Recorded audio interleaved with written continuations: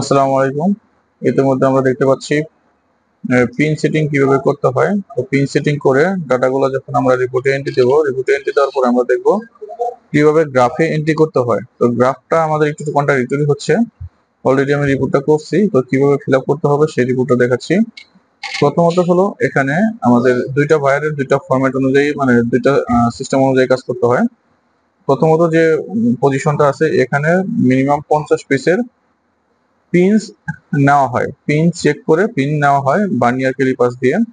সেটার এভারেজ করে এটা মিনিমাম এবং ম্যাক্সিমাম যেই ডাটাটা সেটা বসাইতে হয়, তার এভারেজ কত সেটা আসে।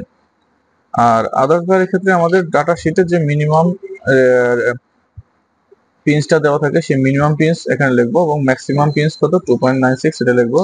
2.60 মিনিমাম এবং ম্যাক্সিমাম 2.96। তো এই দুইটার এভারেজ হবে 2.78।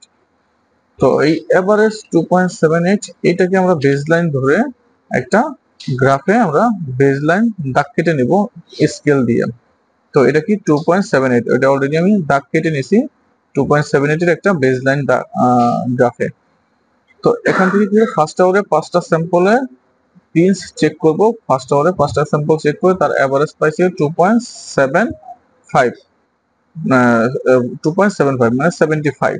তো 75 ফার্স্ট আওয়ারে আমরা কত আসবে 2.78 যদি হয় বেসলাইন, তার থেকে নিচের দিকে, যেহেতু বেসলাইন থেকে কম আসছে 2.75 আসছে, 2.75 আসলে তার তিন কাটা নিচে আসবো আমরা। এই প্রত্যেকটা ঘরকে 0.01 0.01 কাউন্ট করলে তাহলে কি আসে, নিচে তিন কাটা আসবে 78, 77, 76, 75, 2.75 এর ধরে আমরা মার্ক করে এই 2.78 থেকে বেসলাইন থেকে আমরা ফার্স্ট আওয়ারে যে ঘরটা সেই ঘরটা দাগ কেটে এখানে নিব।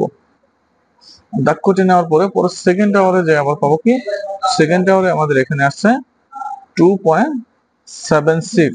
2.76 মানে 78 থেকে দুই ঘর নিচে, এটা হলো আমার 78। 78 এর থেকে এক ঘর, এক ঘর দুই ঘর নিচে আমরা এখানে আসবো। এখানে বেসলাইন করে এখান থেকে আমরা আবার দাগ কেটে নেব।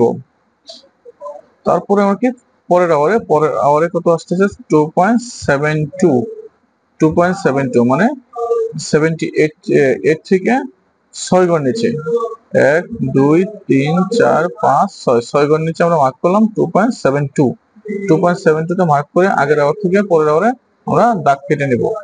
এইভাবে একইভাবে আমরা প্রত্যেকটা আওয়ারে যা 5 পিস স্যাম্পলের এভারেজ পিনস পাওয়া যাবে সেই এভারেজ পিনসের মার্কিংটা করে আওয়ারলি আমরা গ্রাফ টানতে থাকবো। এবার প্রত্যেকটা আওয়ারলি গ্রাফ টানবো, পরের আওয়ারে পেয়েছি 2.77 এ আমরা মার্ক করলাম। তারপরের আওয়ারে পেলাম 2.72 তে মার্ক করে দাগ টানলাম। তারপরের আওয়ারে পেলাম 2.72 সমানভাবে মার্ক টানবো। তারপরের আওয়ারে পেলাম 2.78 মানে বেসলাইনে আমরা মার্ক টানলাম, দাগ টানলাম, দাগ কেটে আমরা এটা মিলাই দিলাম। তারপরে আমরা 2.70 তে আবার নিচে নেমে আসলো, এখানে মার্ক করে আমরা এখানে নিয়ে আসলাম, দাগ টেনে এখানে নিয়ে আসবো। লাস্ট আওয়ার আছে 2.71। 2.71 মানে কি, আর এক ঘর উপরে মার্ক করে আমরা লাস্ট আওয়ার মিলিয়ে দিলাম। তাহলে এইভাবে আমাদের গ্রাফটা তৈরি হয়ে যাবে।